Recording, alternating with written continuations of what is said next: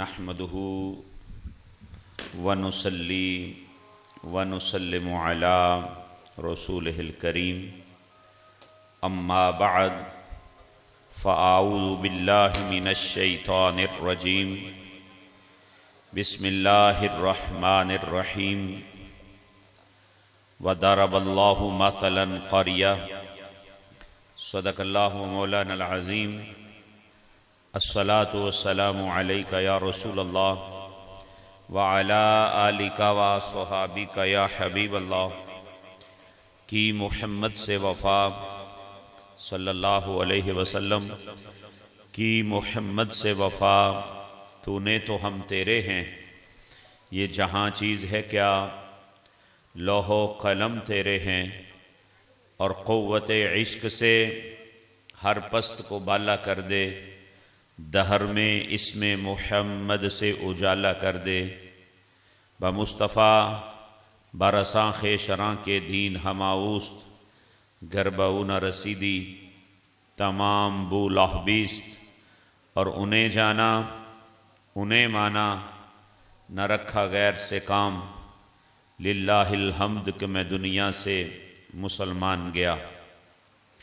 काबिले सद एहतराम उलमाए कराम व मुअज़्ज़ज़ व मुहतरम तलबाए कराम, इस्सातिज़ा कराम, साहबज़दगान, रब्बे ज़ुल जलाल से दुआ है अल्लाह तबारक व तआला ने हमें अपनी ज़िंदगी में एक मरतबा फिर आज का ये रोशन दिन, जिसको 14 अगस्त के नाम से याद किया जाता है, देखना नसीब फरमाया है। मुझे क़िबला हज़रत के इस प्रोग्राम में शिरकत फरमाकर खुसूसी दिल की खुशी महसूस हो रही है, और उससे भी बढ़कर हज़रत के शहज़ादों ने जिस नज़म के साथ ये महफ़िल सजाई है, इस नज़म और तरतीब को देखकर भी मज़ीद खुशी हो रही है। मैं दुआ करता हूँ अल्लाह तबारक व तआला आपके दोनों शहज़ादों को इसी तरह दीनी सरगर्मियों में मज़ीद बढ़ चढ़कर हिस्सा लेने की और इंतज़ाम व इंसराम करने की तौफ़ीक़ अता फ़रमाए। मुझे इंतहाई खुशी है कि क़िबला हज़रत के दोनों शहज़ादे ही कुरान की तालीम से भी मामूर हैं और दीनी तालीम से भी अपने सीने रोशन कर रहे हैं, और मज़ीद आगे जो है इस फ़ानूस से दीगर दिलों को भी रोशनियाँ अता कर रहे हैं। हुफ़ाज़ कराम की ये जमात जो पाकिस्तान की ताज़ीम में सुबह से आप लोग खड़े हैं, मैं आपके लिए दुआ गो हूँ कि रब्बे ज़ुल जलाल आपको भी बड़े होकर इसी तरह दीन की और मिल्लत की और कौम की खिदमत की तौफ़ीक़ अता फ़रमाए। जो महब्बतें दीन इस्लाम हमें हुक्मन अता फ़रमाता है, उनमें से एक महब्बत वतन की मोहब्बत होती है, जिसके लिए शरीयत हर चीज़ क़ुर्बान करने का हुक्म सादिर फरमाती है, और इसके लिए हर कुर्बानी देने का हुक्म देती है।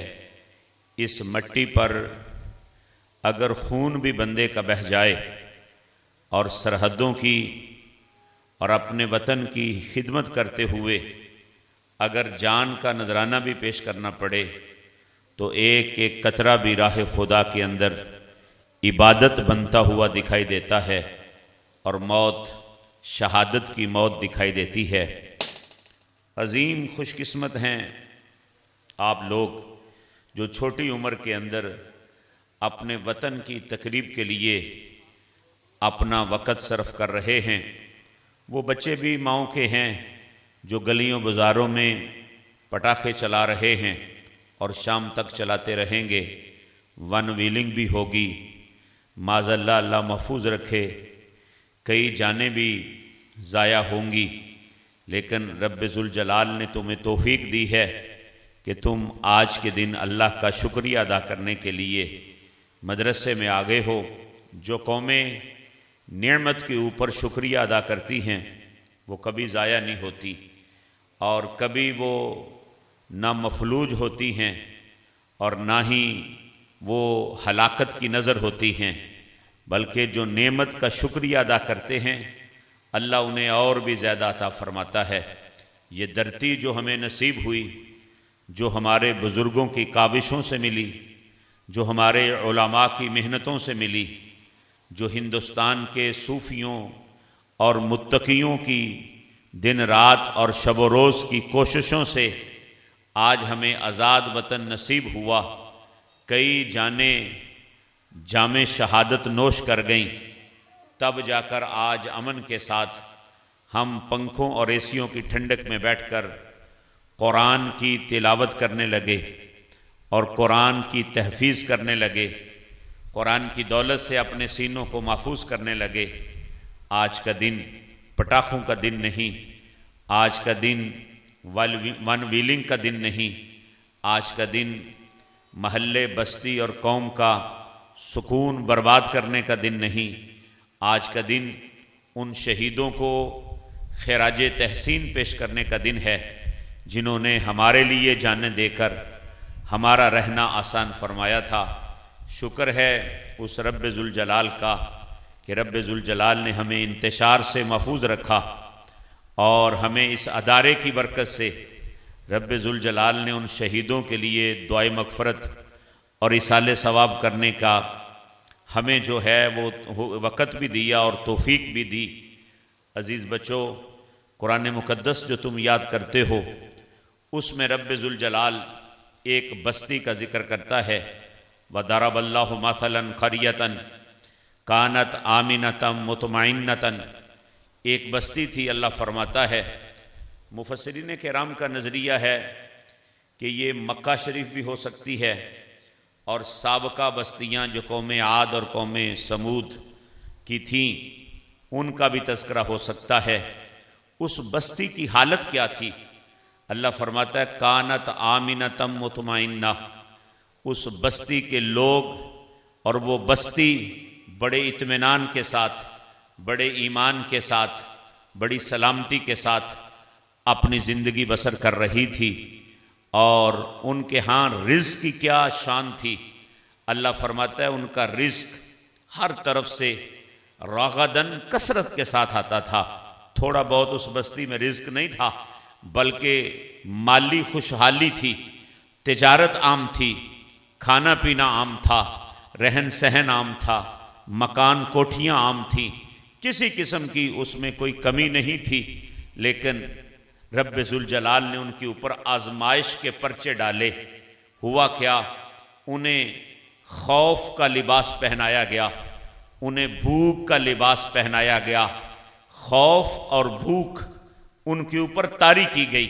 سوال پیدا ہوتا ہے، اتنی شاندار بستی تھی، اتنا عظیم کاروبار تھا، اتنی تجارت تھی، اتنی خوشحالی تھی، اتنا امن تھا، اتنا سکون تھا، یہ بربادیاں کیوں آئیں؟ یہ تباہیاں کیوں آئیں؟ انہیں کیوں بھوک کا لباس پہنایا گیا؟ انہیں کیوں خوف کا لباس پہنایا گیا؟ بھوک کے لباس کا مطلب یہ ہے تجارت ویران ہو گئی، کاروبار اجڑ گئے، بستی میں کھانے کے لیے کوئی چیز ملتی نہیں، اوپر سے دشمن کا خوف بھی رہتا ہے، کوئی ادھر سے نہ حملہ کر دے، کوئی ادھر سے نہ حملہ کر دے، کوئی ادھر سے نہ حملہ کر دے۔ یا اللہ، ان لوگوں نے جرم کیا کیا تھا؟ جس بستی میں تو نے اطمینان دیا تھا، جس بستی میں تو نے سکون دیا تھا، جس علاقے میں تو نے اپنی رحمتوں کا نزول کیا تھا، اب وہ عذاب کے اندر تبدیل کیوں ہوا؟ اب انہوں نے جرم کیا کیا جس کی وجہ سے تو نے اپنی نعمت کو واپس لے لیا تھا، جن کی وجہ سے خوشحالیاں جاتی رہیں اور انہیں کئی کئی دن فاقوں میں زندگی گزارنی پڑی، ان کے کاروبار جو ہیں وہ ٹھپ ہو گئے۔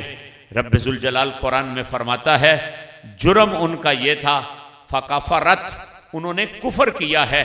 یا اللہ کس بات کا؟ فرمایا بِأَنْعُمِ اللَّهِ، اللہ نے جو نعمت ان کو دی تھی اس پر وہ کفر کرنے لگے، ناشکری کرنے لگے، اب اپنی منمانی کی زندگی گزارنے لگے۔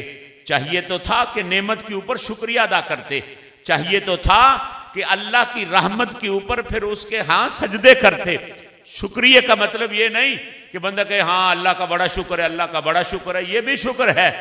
شکر کا مطلب یہ ہے کہ جن کاموں کے کرنے کا اللہ پھر حکم دیتا ہے وہ کام کیے جائیں، اور جن کاموں سے اللہ منع فرماتا ہے ان کاموں سے منع ہو جائیں۔ جب رب نے فراوانی دی تو چاہیے یہ تھا جبینیں سجدوں سے آباد ہوتی، چاہیے یہ تھا زبانیں ذکر سے تر ہوتی، چاہیے یہ تھا حلال اور حرام کے اندر تمیز کی جاتی، چاہیے یہ تھا بڑے اور چھوٹے کا ادب کیا جاتا، چاہیے تو تھا نماز روزے کا نظام قائم کیا جاتا، چاہیے تو یہ تھا کہ حکمرانوں کے اوانوں سے کلمے کی صدا بلند ہوتی، اور نبی رحمت صلی اللہ علیہ وآلہ وسلم کے لائے ہوئے دین پر اور آپ کی ناموس پر ہر چیز قربان کی جاتی۔ لیکن جو قومیں ایسا نہیں کرتی، اللہ فرماتا پھر ہم اپنی نعمتیں واپس لے لیتے ہیں۔ اب اس بستی کو جو ماضی میں تھی، اس کو اب اس بستی میں جس کے لیے آج ہم کھڑے ہیں، جس کو پاکستان کہتے ہیں، اس پر اس کو اپلائی کر کے دیکھیں تو آج وہی صورتحال ہماری بھی ہے۔ نعمت ہمیں بھی ملی تھی، پاکستان کی شکل میں اپنا خطہ ملا تھا، اپنی پاک مٹی ملی تھی، نام بڑا پاکیزہ تھا، رکھنے والوں نے بڑی سوچ سمجھ سے پاکستان رکھا تھا۔ کیا مطلب ہے؟ پاک لوگوں کے رہنے کی جگہ۔ پاکستان کا مطلب ہے پاک لوگوں کے رہنے کی جگہ۔ آپ جاتے ہیں قبرستان، مردے وہاں پر دفن ہوتے ہیں اور ہم ان کو قبرستان، اس جگہ کو قبرستان کہتے ہیں، قبرستان، اور اس جگہ کو پاکستان کہتے ہیں۔ کیا مطلب؟ وہاں مردے رہتے ہیں اور یہاں پاک لوگ رہتے ہیں۔ نام رکھا گیا پاک دھرتی، اور کام کیا ہے؟ نہ نماز پڑھی جا رہی ہے، نہ روزہ رکھا جا رہا ہے، نہ قرآن کی تلاوتیں ہو رہی ہیں۔ یہ سب کچھ تو ایک طرف اوان بالا سے ناموس نبی کے اوپر پہرے نہیں، بلکہ ناموس نبی کی جڑیں کو کاٹا جا رہا ہے، اور ختم نبوت جیسے عقیدے کے اوپر کلہاڑے چلائے جا رہے ہیں۔ ضرورت ہے اس امر کی کہ آج تم چھوٹے ہو، کل یہ کمانیں آپ کے ہاتھ میں ہوں گی۔ آپ میں سے ہی اللہ کے فضل سے کوئی شیخ الحدیث بنے گا، کوئی اللہ کے فضل سے مفتی بنے گا، کسی کو رب ذوالجلال موقع دے گا کہ وہ اوانوں کے اندر جائے گا، وزیر مشیر بنے گا۔ عزم رکھو اپنے دل کے اندر پیارے بچوں، اگر رب ذوالجلال نے مہلت دی تو ہم اس بستی کے لیے، اپنے اس پاکستان کے ایک ذرے کے لیے بھی اپنے خون کا آخری قطرہ بھی پیش کریں گے، اور اپنے نبی کا دیا ہوا دین، اس کا نظام اس کے اندر نافذ کر کے چھوڑیں گے۔